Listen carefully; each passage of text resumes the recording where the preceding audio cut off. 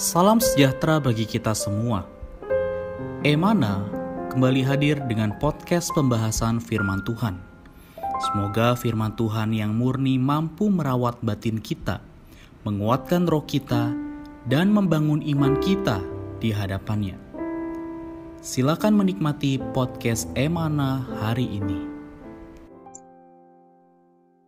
Salam sejahtera, saudari yang terkasih. Puji Tuhan kita dapat berjumpa lagi dalam podcast Emana. Ya, puji Tuhan, saya dan Saudara Moses, kami pada hari saat ini akan melanjutkan pembahasan yang telah lalu. Yang kita bahas adalah bagaimana akhir manusia adalah awal dari Allah.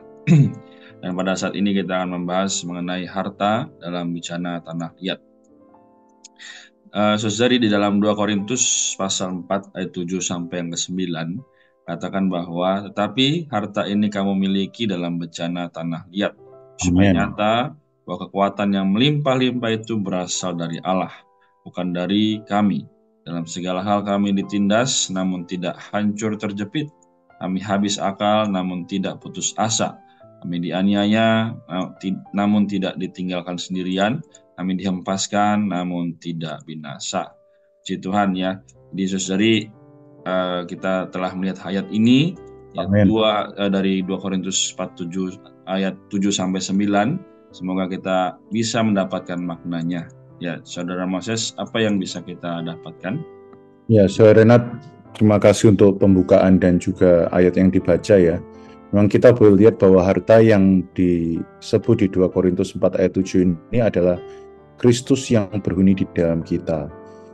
Dari sini kita tahu kita ini hanya bejana tanah liat, betul ya. Namun puji Tuhan ada sumber suplai ilahi bagi kehidupan Kristiani kita.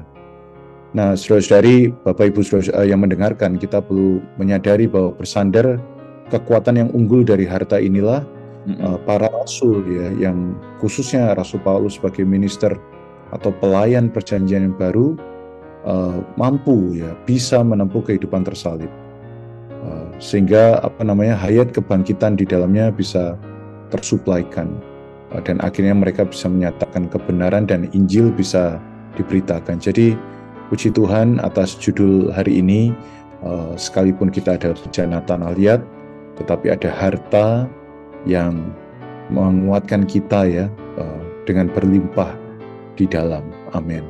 Amin. Saya sangat setuju dengan apa yang sudah Moses sampaikan. Saudari yang terkasih, ya, jadi kita telah melihat bahwa harta yang ternyata dari dalam bejana tanah liat ini, ya, mungkin dalam benak kita masing-masing kita punya pemikirannya sendiri-sendiri. Tapi saudari, ada satu gambaran orang Kristen yang sangat ideal, yaitu adalah kita adalah tanah liat. Ya, kita telah dibentuk sedemikian rupa. Ya, kita adalah ciptaannya yang begitu mulia. Ya, jadi saudara-saudari, tapi Allah kita ya, Dia tidak ingin supaya kita hanya menjadi sekedar bejana tanah liat yang tidak ada isinya. Nah, saudara-saudari, kalau kita lihat ya, harta yang ada di dalam bejana tanah liat ini adalah diri Allah sendiri. Ya, jadi saudara-saudari, meskipun kita dalam berbagai macam hal, ya, kita tahu bahwa kita mengalami pencobaan, kita mengalami kekecewaan, ya, dan sebagainya. Tapi saudari, harta ini ya terwujud dari bejana tanah liat. Ya, inilah yang disebut sebagai orang Kristen. Jadi dalam setiap perkara, setiap hal, ya, di dalam kesulitan, ya, tapi kita bisa bersandar kepada Tuhan, kita bisa menengadah, ya, ketika kita ditindas, ya, kita teraniaya, ya, tapi kita tahu bahwa kita tidak ditinggalkan sendirian. Ya, saudari, semoga melalui ayat tadi yang kita baca juga apa yang sudah Moses sampaikan, dan mendapatkan terang, kita kembali dikuatkan ya, bahwa meskipun ada situasi dan kondisi yang bagaimanapun, ya, Tuhan tidak pernah meninggalkan kita. Amin. Amin. Betul. Ya, ini menarik sekali ya, karena kadang Tuhan itu izinkan kita ya, Renat, melalui berbagai situasi ya, berbagai kondisi yang rasanya kita bisa ditinggalkan sendiri dan lemah. Tapi puji Tuhan, melalui harta di dalam bejana tanah liat ini, kita tahu bahwa uh, kuasa Allah ya, atau kekuatan Allah ini justru ternyata di atas orang yang lemah. Amin. Di kitab yang sama di 2 Korintus di pasal yang berbeda ya, Paulus berkata kepada Tuhan, memohon ya untuk menyingkirkan ada sebuah duri di dalam dagingnya yang dikatakan ini mungkin ada utusan iblis ya yang menghambat pelayanannya. Paulus sampai 3 kali, tetapi Tuhan justru menjawab dengan jawaban yang di luar akal pikiran ya. Tuhan berkata, cukuplah anugerahku bagimu ya, karena di dalam kelemahan kuasa Tuhan itu nyata ya. Dari situ moga kita boleh menjadi orang-orang yang menyadari ya, cara Tuhan bukan cara menyingkirkan masalah ya, cara menambah kasih karunia untuk melampaui masalah. Puji Tuhan. Amin. Betul ya, saudari, apa yang tadi juga saya masih sampaikan bahwa Tuhan mempunyai caranya. Ya, Dia tidak memberikan kita sesuatu yang bisa hanya kita lihat ya, tapi justru sesuatu yang bisa kita alami dan kita rasakan. Saudari, saya ada pernah lihat satu perkataan ya. Ada satu orang berkata yang saudara tua, ya dia berkata, kalau kita minta kesabaran, apakah Tuhan langsung memberikan kesabaran? Tidak, dia bilang. Jadi Tuhan akan memberikan kita cara supaya kita bisa sabar. Ya, lalu dia bertanya, apakah ketika kita minta damai sejahtera, Tuhan langsung memberikan damai sejahtera? Dia juga bilang tidak. Tapi Tuhan memberikan kita kekuatan untuk bisa mendapatkan damai sejahtera. Jadi kehidupan Kristen kita ya adalah kehidupan rohani yang sangat kontradiksi. Banyak orang berkata kalau saya berdoa untuk kesembuhan penyakit saya, oh nanti pasti saya sembuh langsung.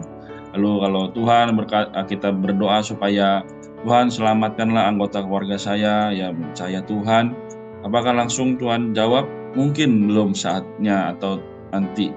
Tapi saudara-saudari, ya tahu kita bahwa Tuhan sedang menyediakan jalan yang terbaik.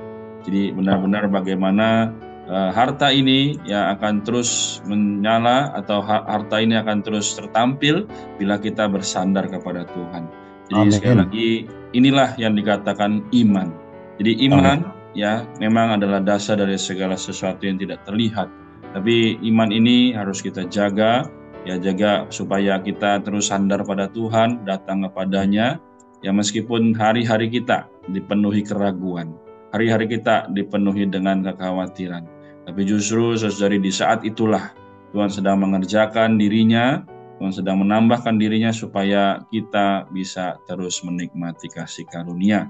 Jadi ya puji Tuhan atas perkataan Rasul Paulus dalam kitab 2 Korintus.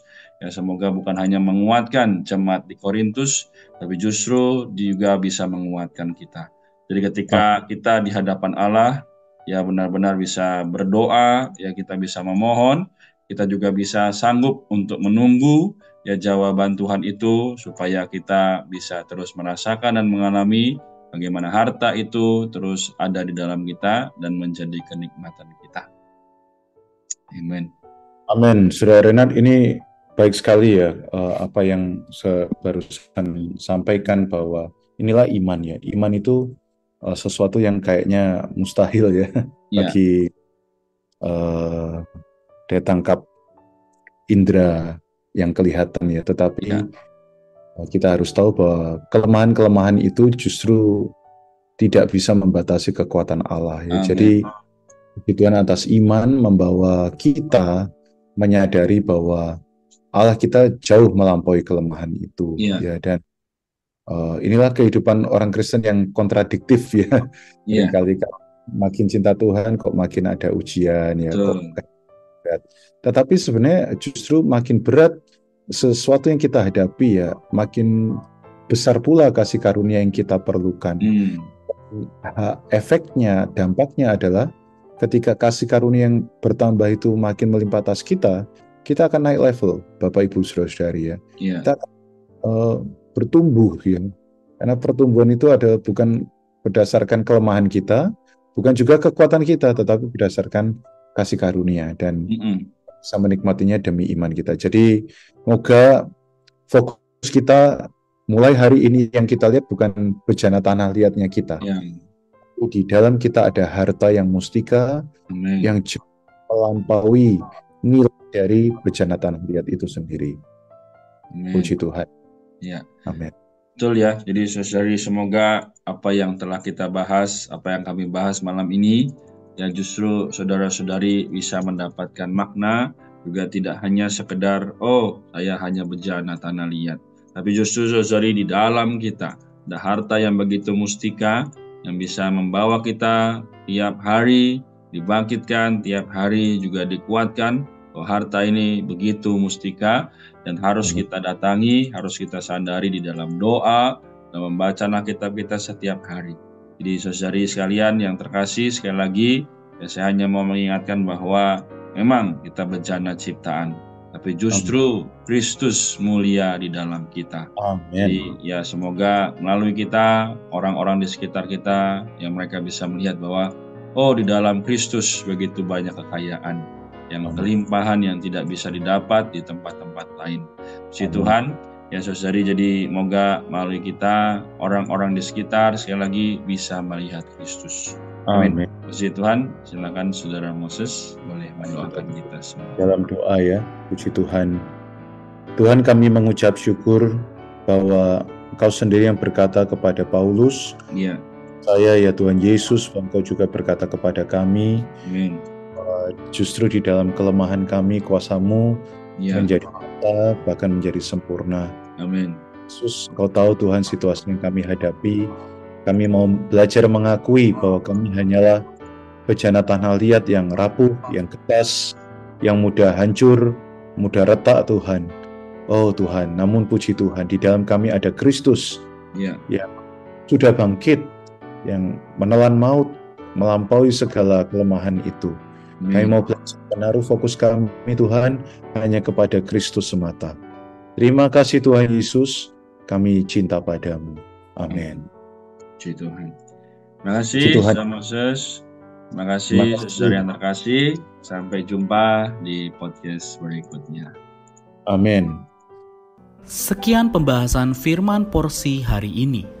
Sampai jumpa di podcast berikutnya. Jangan lupa untuk download aplikasi Emana pada handphone Anda untuk manfaat yang lebih banyak.